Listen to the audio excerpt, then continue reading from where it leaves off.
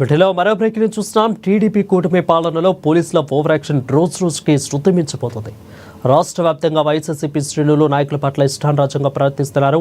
తాజాగా మాజీ మంత్రి సీదిరి అప్పలరాజుపై కాశీబుగ్గ రూరల్ సీఐ తిరుపతిరావు దురుసుగా ప్రవర్తించి బూతు పురాణం అందుకున్నారు.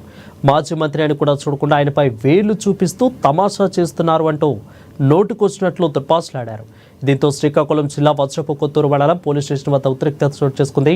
వివరాలుగా ఉన్నాయి. ఇక వజ్రపు కొత్తూరు మండలానికి చెందిన గూడా ధనరాజు ఇటీవల కురిసిన గాలివానకు పశువుల షెడ్డు పాడిపోవడంతో మళ్లీ నిర్మించుకున్నారు.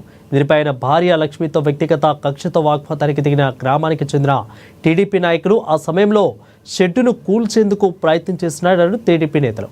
ఇక అడ్డుకున్న లక్ష్మిపై సైతం కూడా దాడి చేశారు.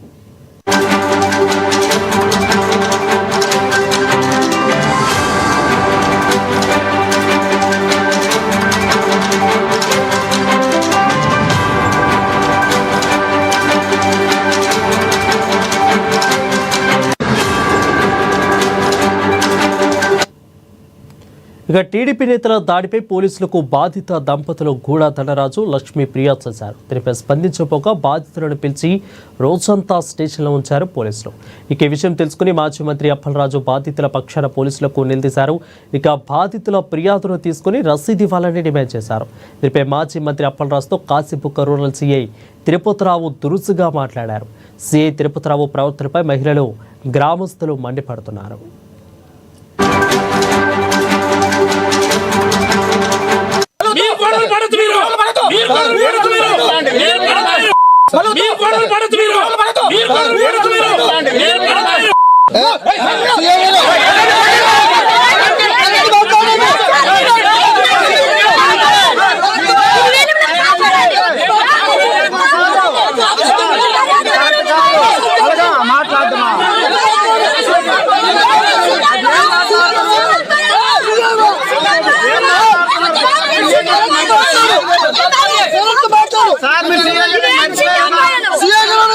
గుర్తు పెట్టుకోండి.